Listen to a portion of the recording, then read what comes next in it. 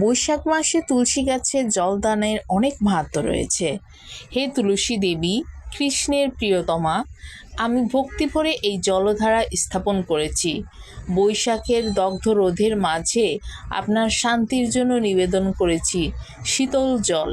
হে শুভ প্রদায়িনী, প্রসন্ন হন, আমাকে কৃষ্ণের প্রতি অটুট ভক্তি প্রদান করুন। তুলসী গাছে জলদানের অনেক মাহাত্ম্য রয়েছে, আর গত 15ই এপ্রিল থেকে তুলসী গাছে জলদান প্রদান করা শুরু হয়েছে।